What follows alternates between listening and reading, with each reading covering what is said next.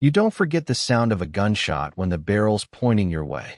You don't forget the silence that follows when someone you trusted lowers the rifle and says, "Must have been an accident." And you sure as hell don't forget waking up in a white room with tubes in your veins, knowing your daughter's husband nearly buried you under pine needles instead of dirt. It was late October when Eric invited me out. "Just a father-son trip," he'd said, grinning like we were equals. I never liked the grin. Too clean, too careful, like a man who practices in the mirror. Still, I went. My daughter, Claire, begged me to give him a chance. "He just wants to bond with you, Dad," she said, adjusting her pearl earrings like she had when she was 16, trying to look older. "You two never spend time together." So I went. We drove north 3 hours, past cornfields turned to stubble, past little towns with diners still lit at midnight. When the asphalt broke into gravel, Eric leaned back, smug behind the wheel of his shiny Ford F-150. "You'll like it up here," he said. "Quiet. No distractions. Just us in the woods." The woods were quiet, sure. Too quiet. By dawn, we were knee-deep in frost, breath puffing out in clouds, rifles slung over shoulders. The forest smelled of wet earth and gun oil. Somewhere in the distance, a buck moved, its hooves cracking twigs like brittle bones. We didn't see it. Eric saw me instead. Before we continue, please subscribe to the channel and write in the comments where you're watching from. One moment, I was crouching, checking a trail. The next, the rifle cracked. Heat ripped through my side. I hit the ground hard, snow and mud mixing with blood. My vision blurred. Eric's boots crunched closer, slow, deliberate. "Jesus, Bill," he muttered. "What a stupid accident." He said the last word like it was rehearsed, like he'd already practiced it for the sheriff, the coroner, maybe even for my daughter. Then the world went black. I woke days later in the ICU, white walls buzzing with machines. My daughter's face hovered, pale, puffy from crying. "Dad, thank God. You're alive." Eric stood behind her, arms crossed, eyes red but dry. He nodded like a man forced to show respect. "Bullet nicked an artery. Close call. The sheriff says it was just bad luck." Bad luck. I couldn't speak with the tubes down my throat, but my eyes locked on his. He looked away first. That told me everything I needed. Weeks passed. I got out of the hospital, thinner, slower, my side burning with every breath. Claire fussed over me. Eric offered rides, groceries, even cash for my prescriptions. Playing the perfect son-in-law. Every gesture tasted bitter in my mouth. I didn't call him out. Not yet. I smiled, nodded, thanked him. The way a man thanks a wolf for not biting twice. But when the house was quiet, when the pills dulled the pain enough for me to think straight, I started planning. I didn't want brute revenge. No sudden violence. No headline about old man shoots son-in-law. That would have been too easy, too quick. I wanted him stripped, piece by piece, the way he stripped me of trust. I wanted him to feel hunted, not with bullets, but with silence, shadows, and losses he couldn't explain. So I started with information. Eric's life looked polished. Good job at the bank, shiny truck, nice house he bought with Claire's help. But polish hides rust. I pulled at corners. Old contacts at the credit union slipped me whispers. Gambling debts in Wisconsin. A loan from a client that smelled like embezzlement. Texts with a woman whose name wasn't my daughter. Every detail went into a leather notebook I kept by my nightstand. My hunting journal, I called it. Not of deer, but of a man who thought he'd almost killed me clean. And while Eric thought I was healing, walking slow laps around the neighborhood, I was sharpening something colder than a blade. Patience. One night, I sat on the porch, scar aching under my coat, and whispered to the dark trees. "You thought you left me out there, Eric. But the hunt's just begun." Recovery became my camouflage. Claire thought I was fragile, wrapped in blankets, sipping soup. Eric thought I was half-crippled, moving slow, grateful to be alive. That's what I wanted them both to believe. But under the layers of old man weakness, I was keeping score. The first step wasn't dramatic. No grand reveal. Just a whisper placed where it would echo. I called an old friend, Paul, who'd worked with Eric at the bank before retiring. Just curious, I said, how's Eric doing over there? Paul chuckled bitterly. Man's got charm, I'll give him that. But his numbers don't add up. Clients trust his smile more than his balance sheets. Not sure how long before someone audits him. That was enough. I knew where to dig. I spent my afternoons walking to the library. Nobody pays attention to an old man reading newspapers. But while others skimmed sports scores, I scrolled property records, business filings, court dockets. Eric's name popped up in small claims court 3 times in the past 5 years. Gambling debts he'd settled. He wasn't clean. He was just slippery. At night, I typed every detail into my leather-bound hunting journal. Dates, names, debts. The pattern was clear. Eric wasn't just reckless. He was desperate. So I gave him a little nudge. One Friday night, while Claire thought I was watching TV, I slipped out to the shed. My side still ached, but my hands were steady. I found Eric's spare truck keys where he always tossed them in the mudroom basket. I drove his shiny Ford 2 blocks, parked it in front of a sports bar, and left a poker club flyer under the wiper. By Saturday morning, Claire had spotted it. Eric, she called, holding the flyer. Why is this on your truck? I sat at the table, sipping coffee, watching his face tighten. He stammered, some idiot must have stuck it there while I was at the gas station. Claire frowned, but she didn't press. Not yet, but the seed was planted. Doubt grows quiet and steady, just like frost on glass. A week later, I made my next move. I called an anonymous tip line at the bank where Eric worked. Voice disguised with a cough, I said, check employee Hudson's accounts. Large, unexplained cash movements. Possible embezzlement. Then I hung up. By Tuesday, Eric came home later than usual, jaw clenched, eyes narrow. He poured a whiskey, muttered something about office politics. Claire asked what was wrong. He waved her off. But I knew. The trap had sprung. Meanwhile, I left small reminders where only Eric would notice. His hunting knife, the same one he'd carried into the woods that day. I moved from the garage shelf to his bedside table. A photo of me and Claire from her graduation, I slid into the pocket of his truck seat. Not vandalism, not threats, just presence. Proof that I was still here. Watching. The first real crack came on a Wednesday evening. I was upstairs, pretending to nap.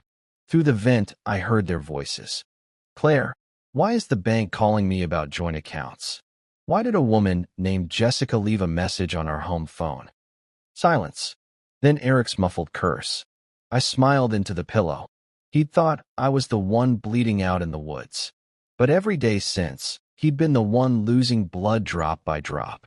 And I wasn't close to finished. Eric started drinking more. I could smell it when he passed me in the hall. Bourbon seeping through his pores, sharp and sour. Claire thought it was stress from work. I knew better. Pressure cracks men in different ways. Eric's cracks just showed faster because I was widening them. The first real blow had to be quiet, impossible to trace back to me. So I went back to my notes, flipping through the pages of debts, court cases, and that little side piece he thought he kept hidden. Jessica, 27, dental hygienist. The kind of girl who liked expensive dinners and weekend trips Eric couldn't afford. I mailed her an envelope. Inside, photocopies of his gambling debts, the loan papers he'd faked at the bank, and a sticky note in block letters. Ask him how many lies he's told you. No signature, no return address, just enough to start a fire in his other life. 2 weeks later, Claire found a crumpled motel receipt in his jeans pocket. She waved it in his face at dinner. Explain this, she demanded. Eric blustered, claimed it was for a client. But Claire's eyes stayed sharp. Doubt, once planted, doesn't stop growing. That same night, while Eric sulked in the garage, I made my second strike. I called an old hunting buddy, Randy, who still had connections with the sheriff's department. Do me a favor, I said, keeping my voice low. Run a name, Eric Hudson. Just curious if anything pops. The next day, Randy called back, chuckling. Your son-in-law's got a speeding ticket that turned into a bench warrant. Small potatoes, but embarrassing if it hits the wrong desk. That was all I needed. I printed the warrant, slipped it into an envelope, and tucked it into Claire's glove compartment. By Sunday, she'd found it. She confronted Eric again, this time screaming loud enough I didn't need the vent to hear it. You told me you were clean. You said you had nothing to hide. Eric tried to spin it as just a ticket, but his voice cracked. He was breaking. The third blow came at his job. Remember that anonymous tip I sent to the bank? It finally caught. They started an internal review, and suddenly Eric was coming home with his tie loose, collar sweaty, muttering about idiots in compliance. Claire noticed the change, asked questions he couldn't answer, and I just sat at the table, silent, sipping coffee, watching him squirm. He wouldn't meet my eyes anymore. But the sweetest move was the smallest one. On the anniversary of the hunting trip, the night he tried to accidentally put me in the ground, I left a single spent rifle casing on the seat of his truck. Just one, polished, gleaming. When he saw it, he went pale. He picked it up like it was poison, darting his eyes toward the house, toward me sitting on the porch. He shoved it in his pocket fast, thinking Claire hadn't noticed. She had. She asked what it was. He snapped at her, voice high, shaky. That night, I heard them fight again. Doors slamming. Claire crying. Eric swearing he was being set up. She didn't believe him. Good. That was the point. I wasn't aiming to kill him with a bullet anymore. I was killing him with doubt, with fear, with silence. Every day he lost a piece of himself, and every day I gained back what he'd tried to steal from me in that forest. And soon, I promised myself, I'd deliver the blow that would finish the hunt for good. By late November, Eric was unraveling. He'd shaved his beard down to stubble, as if a new face could hide the rot underneath. He paced the kitchen at night, muttering into his phone, whispering names I didn't recognize. Claire barely spoke to him anymore. Her voice was brittle, her eyes bloodshot from too many nights alone in their bedroom. That was when I decided to break him in 3 directions at once: work, home, and the town that thought he was a respectable man. The first strike was at the bank. I knew their annual compliance audit was coming up. Paul, my old contact, mentioned it offhand. Perfect timing. One afternoon, I walked into the branch, leaning heavy on my cane, looking every inch the fragile old man they thought I was. At the front desk, I asked for the compliance officer, a woman named Green. She knew my name from the local veterans charity. Mr. Hudson, what can I do for you? I slid a thin envelope across the counter. Inside, a photocopy of Eric's gambling settlement, the motel receipt with Jessica's handwriting on the back, and a list of suspicious transfers I'd flagged from public records. I didn't say a word about revenge. I just told her, if my accounts were in his hands, I'd want someone to look twice. 2 days later, Eric stormed into the house, slamming his briefcase against the wall. Claire jumped. I just sipped my coffee. They're auditing me, he snapped. Someone's feeding them garbage. I raised my eyebrows, feigning surprise. What kind of garbage? He glared at me, lips tight, then stomped upstairs. He knew. He just couldn't prove it. The second strike was at home. I mailed Jessica another envelope. This time, a simple letter, Claire knows. She deserves the truth before she finds it herself. No name, no return address, just enough to spook her. That same week, Claire found text messages on Eric's phone while he showered. She confronted him in the living room, voice shaking with rage. Who is she? Eric's voice cracked. Nobody, just a friend. Claire hurled the phone at him. It hit the wall and shattered. I stayed in my chair, silent, while Eric scrambled to pick up the pieces. His hands were trembling so badly, he cut his palm on the glass. Blood dripped on the carpet. The third strike was for the town. I wrote a letter, anonymous, typed clean, and mailed it to the local paper's editor. A respected banker, Eric Hudson, may not be what he seems. Gambling debts, fraud at work, marital infidelity. Should such a man handle the finances of hardworking families?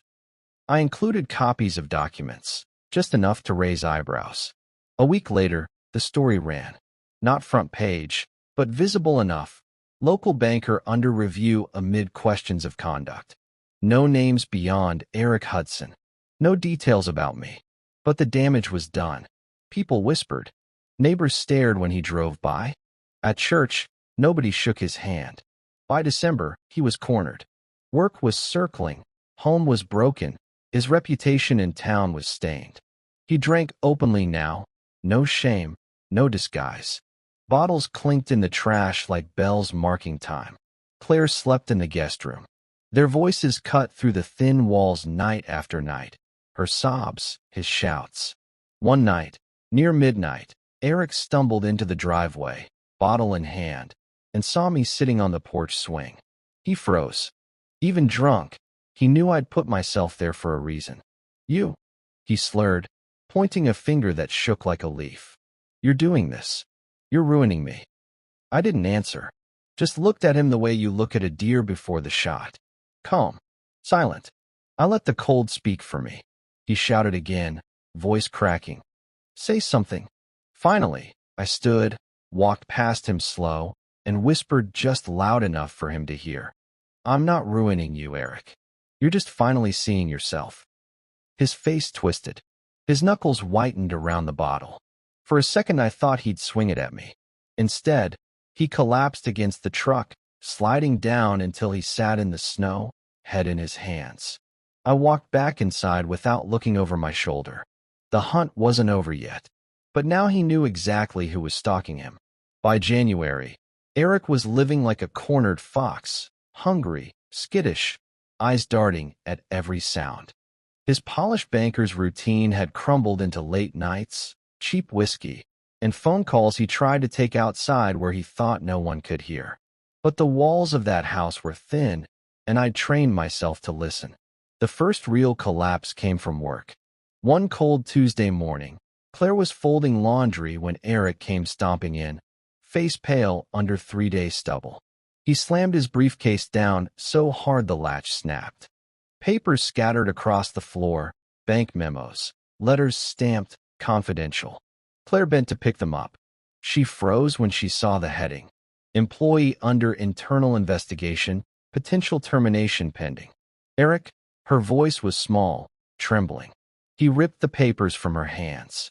It's nothing, just protocol. But I could see the sweat on his collar, the tremor in his jaw. He knew, and she knew. That night, she slept in the guest room again.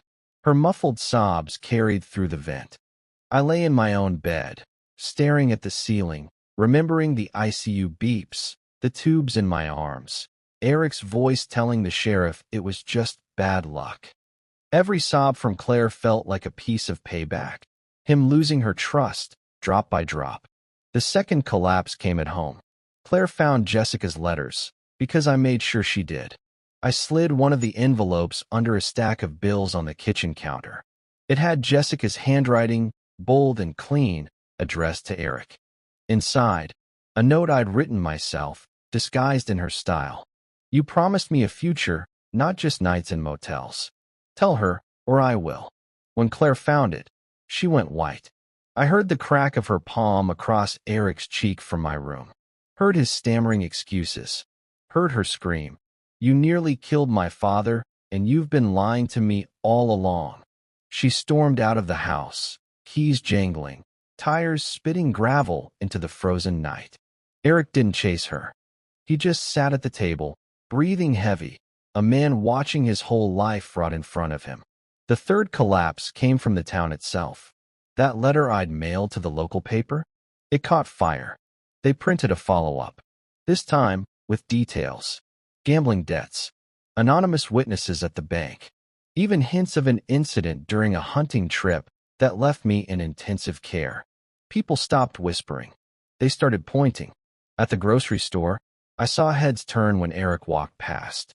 At the diner, the waitress refilled his coffee but didn't look him in the eye. At church, families shifted away from his pew. He broke the next night. I was on the porch when he stumbled out, bottle in hand. eyes bloodshot. He staggered toward me, teeth bared. "You think you're clever, old man? You think you can take everything from me?" His voice cracked, high and ugly. I should have finished the job in the woods. I stood, didn't flinch, just looked him in the eye and said, "The woods finished you. I just let you walk out so you could see it." He raised the bottle like a weapon, arms shaking. For a moment, I thought he'd swing. Instead, he let it drop. Glass shattered on the driveway, whiskey bleeding into the snow like cheap gasoline. He sank to his knees, sobbing, shoulders shaking like a child caught stealing. I left him there. Didn't say another word. The hunt was working. He was bleeding out without a single bullet. And I wasn't done yet. By February, the frost had sunk into everything. Windows cracked with ice, branches snapping under their own weight. Eric was no different. He was brittle. All it would take was one more storm, and he'd shatter. The bank made the first cut. Claire found the letter on the porch before he could hide it. Notice of termination, effective immediately. No soft words, no severance, just a clean axe through his career. He tried to spin it, waving the letter like it was some misunderstanding. "Politics, that's all," he muttered, pacing, pulling at his collar. Jealous coworkers. But Claire wasn't buying it anymore. Her eyes had changed, wide, wary, like she was looking at a stranger who'd broken into her house. I sat at the table, sipping black coffee, watching the show. Eric's eyes cut toward me once, burning with the memory of that gunshot in the woods. I held his gaze, steady, until he looked away. He was learning what prey feels like. The second blow came from the bank accounts. Morales had helped me file a quiet complaint with regulators. Within a week, Eric's personal accounts were frozen pending financial review. Credit cards declined at the gas station. Debit card rejected at the pharmacy. Claire came home red-faced after the grocery store clerk told her their joint card was flagged. "Are we broke?" she hissed at him. Eric threw a chair against the wall. "No, it's some mistake. I'll fix it." But he didn't fix anything. He couldn't. The net was closing, and every thrash just tangled him deeper. At night, Claire started whispering to me in the kitchen when Eric wasn't around. Her hands shook as she poured tea. "Dad, is there something I don't know about him? Something you're not telling me?" I looked her dead in the eye. "He's not the man you thought you married." It wasn't a lie. It was just the smallest piece of the truth. The third blow was public. The newspaper ran another follow-up. This time, my name wasn't blurred. "Local veteran abandoned after accident. Questions raised about son-in-law." The article didn't accuse directly. It didn't need to. Neighbors filled in the blanks themselves. One afternoon, I walked past the post office. Two men stood on the steps, voices low. One spat into the snow. "That's the bastard who shot his wife's old man and called it an accident." They didn't know I heard, but Eric's ears would burn soon enough. By March, Claire was gone. She packed a single suitcase while Eric shouted from the porch, demanding she stop. She didn't. She left him standing in the driveway in his socks, snow up to his ankles, yelling into the cold. I watched from my window across the street. She drove straight to my place, parked out front, and cried into my shoulder. "I can't live with him anymore, Dad. He's not who I thought he was." That was the wound he couldn't patch. Jobs can be replaced. Money can be hustled. But when your wife walks out, when the whole town sees her move back in with her father, the man you accidentally shot, there's no coming back from that. Eric didn't crumble all at once. No, men like him don't fall quick. They sink slow, clawing at air. I watched him spiral. The long nights in the garage, the bottles piling up, the wild phone calls where his voice rose and broke, begging someone, anyone, for a loan. I watched him sell his truck for cash, watched repo men hook the boat he bought on credit and drag it out of his driveway. Every day I passed by, I left him something small. A reminder. A scar. One morning, he found a Polaroid on his windshield. Me, standing in the woods, holding his dropped casing from that day. Another morning, an envelope slid under his door. A copy of his termination letter, circled in red. Once, I left nothing but my hunting cap on his porch swing. By the time he opened the door, snow had half covered it, like a grave marker. I never wrote a word. I never signed a thing. But he knew. God, he knew. The final crack came when the sheriff's cruiser rolled up one night. Not for me. For him. Morales had fed the gambling debts and bank records to the right hands. Misappropriation of funds was the charge. White-collar crime, polite words for theft. He wasn't cuffed yet, but the sheriff left him with a warning and a court summons. I stood in the shadows across the street, scarf pulled high, watching him slump on the porch steps afterward. He lit a cigarette with trembling hands, staring into the dark like it might stare back. For the first time, I saw fear settle in his bones. Not anger, not bluster, fear. The kind of fear a man feels when he realizes he's been hunted this whole time and didn't even know it. And as he sat there, smoke curling around his head, I whispered into the night. This isn't mercy, Eric. This is patience. And patience is what kills. The hunt was nearly over. One move left, one strike to close the circle. By the end of March, Eric was hollow. His face sagged, his eyes bloodshot pits. The man who once strutted into my kitchen in polished shoes and a smug grin now stumbled through town in a stained jacket, avoiding every gaze. But I wasn't finished. No, his ruin had to peak, right at the edge where the fall is longest.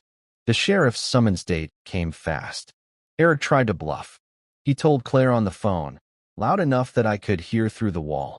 It's nothing, babe, just procedure. They've got nothing. But his voice cracked in the middle, like a branch about to snap. Claire didn't answer. She just hung up. She was learning silence from me. 2 days before his court date, I made my move. I invited him to the house. My house. I called him myself, voice calm, steady. Eric, we need to talk. He paused. I could hear the panic in his breath. What about? You'll know when you get here. When he showed up, snow still clinging to his boots, he looked like a man walking into an ambush. Which, in truth, he was.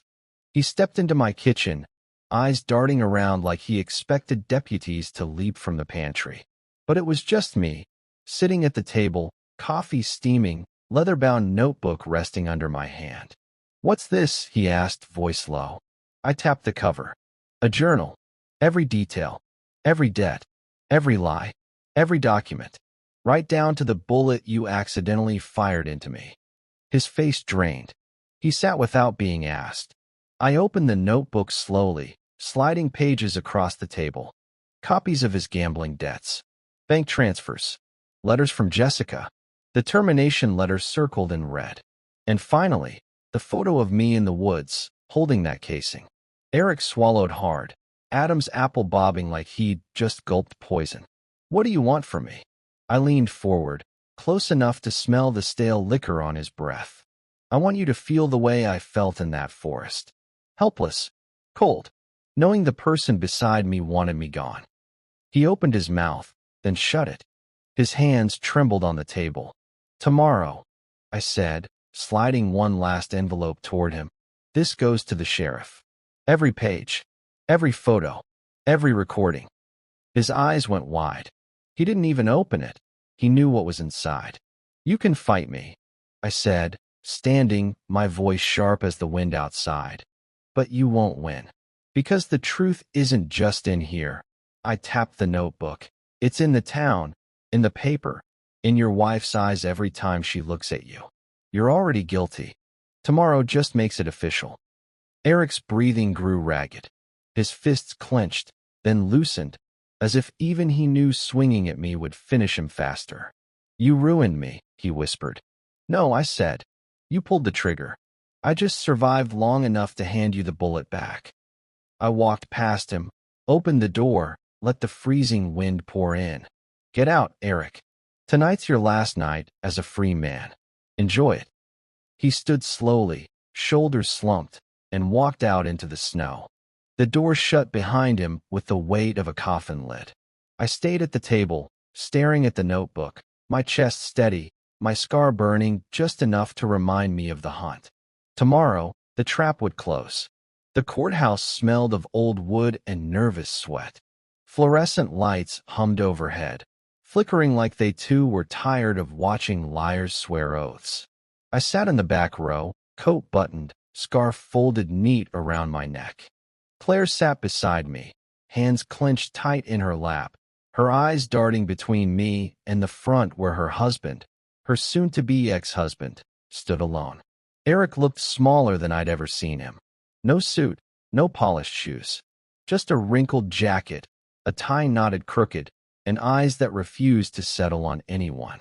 The proud banker, the confident hunter, gone. What stood there now was a man waiting for the ground to give out beneath him. The judge shuffled papers. Mr. Hudson, you've been charged with fraud, misappropriation of funds, and failure to disclose debts. Do you understand the charges? Eric cleared his throat. Yes, Your Honor. His voice cracked on the last word. The prosecutor rose. Calm, professional. She laid out the evidence. Forged loan applications, gambling debts, transfers that vanished into phantom accounts. Piece by piece, his polished life was gutted in front of everyone. And then she pulled out the envelope I'd given her. My hunting journal. The pages I'd copied and tied neatly with string. Additionally, Your Honor, we have evidence of a pattern of reckless endangerment. An accident that left his father-in-law in intensive care. We believe this speaks to motive, recklessness, and character. Eric's head snapped toward me in the back row, eyes blazing with panic. That's a lie, he shouted. His voice echoed in the chamber. It was an accident. He knows it was. The judge slammed the gavel. Order. Claire buried her face in her hands. I stayed still, calm, my eyes locked on him. I didn't need to say a word. The town was watching. The truth was already louder than him. When the judge finally spoke, his words fell like stones. Mr. Hudson, you are hereby remanded pending trial. Bail denied. Two deputies stepped forward. The click of cuffs echoed through the room. Eric struggled for half a second, then sagged, shoulders caving in. As they led him past my row, he looked at me one last time. His lips curled, half snarl, half plea. You did this to me. I leaned forward, my voice low enough that only he and the deputies heard. No, Eric. You did it to yourself. I just made sure the world saw it. He was dragged out, his footsteps heavy, cuffs glinting under the courthouse lights. Claire didn't speak. She just reached for my hand, tears slipping silently down her cheeks. For the first time in months, her grip felt steady. I stood, buttoned my coat, and walked out into the cold. Snowflakes drifted slow, settling on my scarf, melting against my breath. The courthouse doors shut behind me with a heavy thud. The storm was over. I paused on the steps, looked up at the gray sky, and whispered the words I'd carried since the day in the forest, the words that closed the hunt for good. You tried to bury me in the snow, Eric. But in the end, it's you who's frozen. And I walked on, the cold air sharp but clean, leaving the weight of revenge behind me like footprints filling with fresh snow. If you like the story, please subscribe to the channel, hit that like button, and write in the comments if something like this has ever happened in your life. I'd love to hear your stories. Thank you for watching.